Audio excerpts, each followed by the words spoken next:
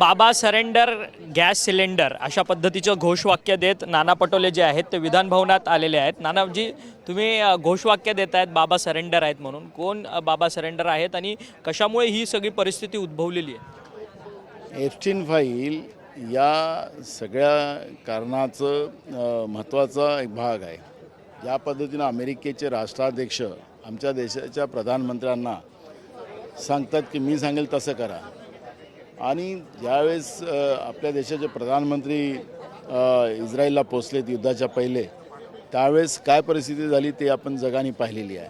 आणि त्याच्यानंतर जे युद्ध झालं त्या युद्धाचा परिणाम आता आमचा देश भोगते आहे। ना आम्हाला गॅस मिळत आहे, ना पेट्रोलियम व्यवस्था मिळत आहे, आणि त्याचे परिणाम आता आपण देशाच्या सर्वसामान्य लोकांना भोगावं लागते आहे।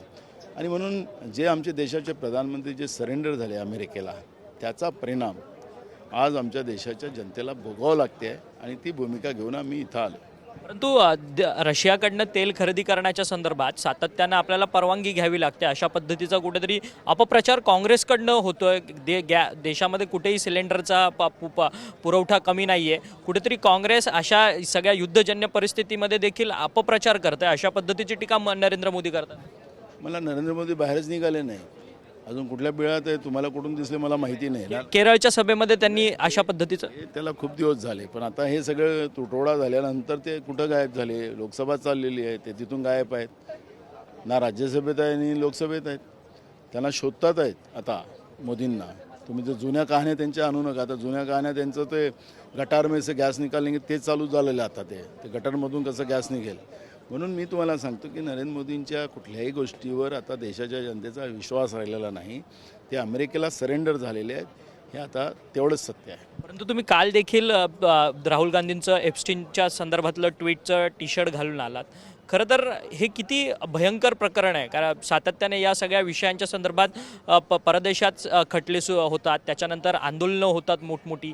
ही भारतात अशा पद्धतीचं आत्ता तरी ह्या सगळ्या संदर्भात कोणतीच गोष्ट होत नाही आहे। फक्त राहुल गांधी किंवा काँग्रेसचे नेते या सगळ्या संदर्भात काही जणच, काँग्रेसमधली देखील काहीच मंडळी या सगळ्या संदर्भात बोलतात। तुम्हाला लोकसभेचं कामकाज आपण पाहिलं काल, पण राहुल गांधीजींनी जसं एप्स्टीन फाईलचं नाव घेतलं तर लोकसभेच्या अध्यक्षांनी त्यांना थांबवलं। ऑलरेडी जे पेट्रोलियम मंत्री आहेत पुरी, त्यांना नोटीस दिलेलं होतं, आणि नोटीसच्या माध्यमातून ते सगळे मुद्दे मांडले गेले होते, आणि तो त्यांचा अधिकार होता की या सगळ्या मुद्द्यावर खुलासा करणं। पण लोकसभेमध्ये त्यांना एप्स्टीन फाईलचं नाव घेतलं की त्याला बंद करून टाकलं।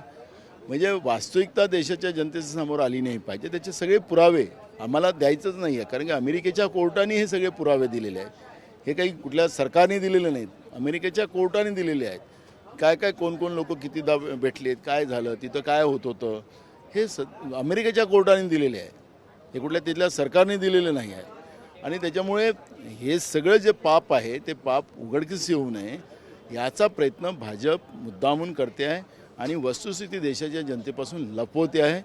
आणि म्हणून आम्ही जे काही आहोत ती वस्तुस्थिती लोकांच्या समोर आणण्याचा प्रयत्न आम्ही करतो आहे। शेवटचाच प्रश्न, खरं तर तुम्ही काँग्रेसमधनं आता पुन्हा नाना पटोले कुठेतरी रिवाईव्ह झाले आहेत, नाना पटोले रोज आंदोलनं करतात आहेत, भेटीगाठी घेतात आहेत। एप्स्टीन फाईलचा एवढाच मुद्दा जर गंभीर असेल तर मग काँग्रेसच्या इतर नेते का मंडळी बोलत नाही आहेत? सगळेजण काँग्रेसचे नेते एकवटत का नाही आहेत, रस्त्यावरती का उतरत नाही आहेत? आम्ही उतरतोच, आज महाराष्ट्रभर आमचे आंदोलन चालू आहे, त्याच्यामुळे काँग्रेस जनतेचे प्रश्न घेऊन लढते आहे। खरं तर आपण पाहिलं तर काँग्रेस नेते नाना पटोले म्हणतात की काँग्रेस रस्त्यावरतीच आहे, आणि आपली रस्त्यावरची लढाई जी आहे ती लढण्याचं काम जे आहे ते काँग्रेस आंदोलनाच्या माध्यमातून करतच आहेत, असं मत जे आहे ते नाना पटोले यांनी आपल्याशी बोलताना व्यक्त केलं। व्हिडिओ जर्नलिस्ट रोहन पवारसह अक्षय मंकणी, TV9 मराठी, मुंबई।